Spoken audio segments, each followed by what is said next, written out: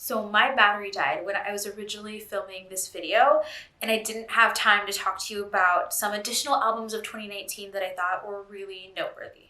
When you're doing like a top 5 of all of 2019, it's super hard, especially when such incredible music dropped. So I just wanted to jump right back in and tell you about a few other albums that I think you should definitely check out if you somehow missed them. I will also be creating a Spotify playlist, and I'll link it below, that you can of course jump into and kind of revisit all of these amazing songs and albums of 2019. So I want to start with Sleeping at Last, Enneagram album. Oh my gosh, it was just such a pure joy to experience Ryan O'Neal write these songs from the perspective of every Enneagram number. It's super dope. I believe it's actually one of his Atlas albums. It'll just be Sleeping at Last Atlas, and then you'll have all of the songs like 1 through 9.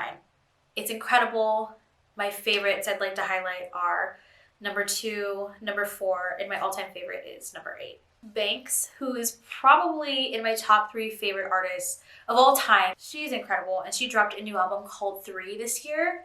I think all of Banks' albums are worth going back and listening to. My favorite is Goddess. It's incredible, it's dramatic, it's big and beautiful, while also having a lot of mechanics in them. It kind of reminds me of like what Evanescence did with being like operatic and having this influence of like classical beautiful music, and also bringing in like the metal tinges and the driving guitars. It feels like maybe initially doesn't fit together, but she makes it work. Banks does that same thing with these beautiful vocals and melodies and R&B tinges, but also these really abrupt crashing sounds. It's so cool. Gallant came out with Insomnia this year. Huge Gallant fan. He's incredible. It's seamless. It's beautiful. It's also great for like really relaxing long drives. It's so smooth. Dermot Kennedy. Oh my gosh. I've been a fan of Dermot for years now, and he came out with a full-length album called Without Fear. I actually have to dig through the archives. I think he might have dropped 2 albums this year technically, but Without Fear is incredible. Dermot is this moody Irish singer-songwriter. His music is so emotional and sensitive and beautiful, articulate. It's just taken me through a lot of hard times this year, and I'm really grateful for Dermot's album, Without Fear. Another artist that's really worth going through the archives of everything he's done, because he's just incredible. Kiana Ledee.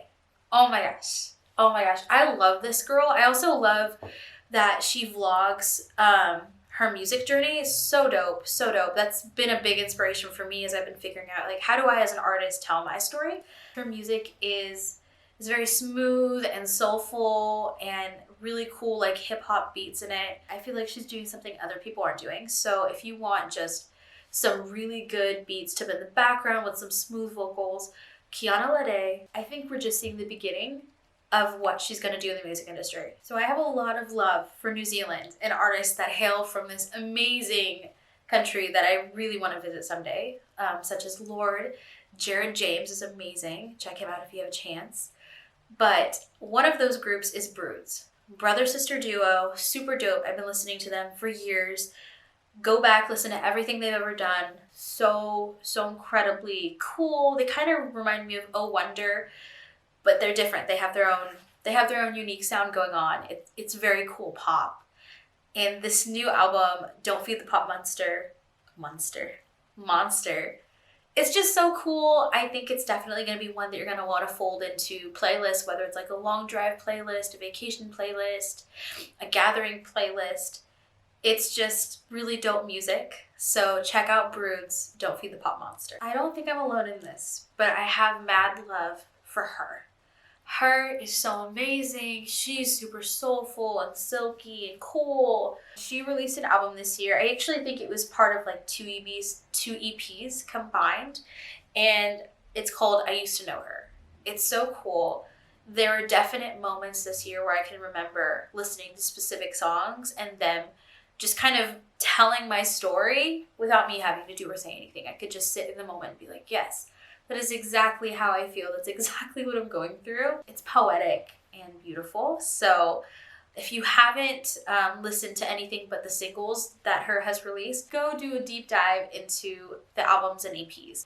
Another group that I've been in love with for years think since like their first album EP came out, I was just captivated by them. And the more I started to learn about their story, husband and wife, Amanda Sudano is Donna Summer's daughter, and started just listening to their story, I fell in love. They are also the same Enneagram numbers as myself and my husband, just reverse.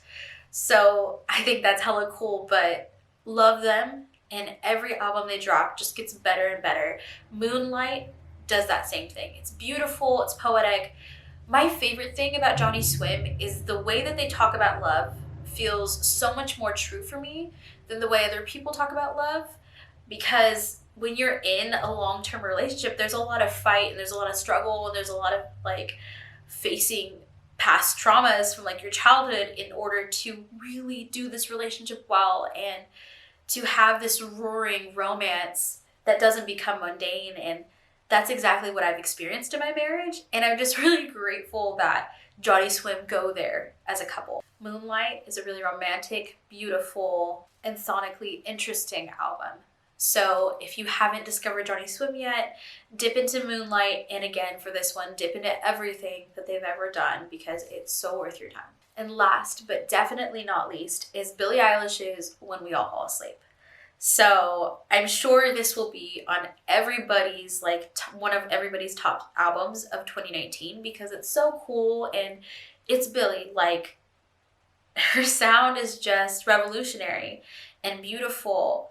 There's a lot of people that I've mentioned in this like review where I'm like, oh, such a fresh take. But Billie, I think it takes it that level further, and it's something that I couldn't have like imagined myself. It's so beautiful. I love what her and Phineas are doing. So When We All Fall Asleep, super dope. My favorite song is Bury a Friend, but love this album, love the lo-fi beats, love the lyrics, love the risks creatively.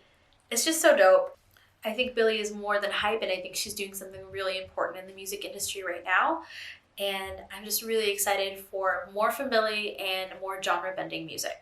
Okay, y'all, that was super speed at the end. I wanted to just quickly get out some of these noteworthy albums because it took so much time kind of exploring what my top 5 meant to me and how they impacted me and the type of textures that were in the music. So I hope you got a good gist of some of the most amazing music to me of 2019. I hope that you discovered maybe 1 or 2 new artists that you could take with you into 2020 and that can just light up your creative imagination and build out like your language for life experiences, because I think that this music is so exciting.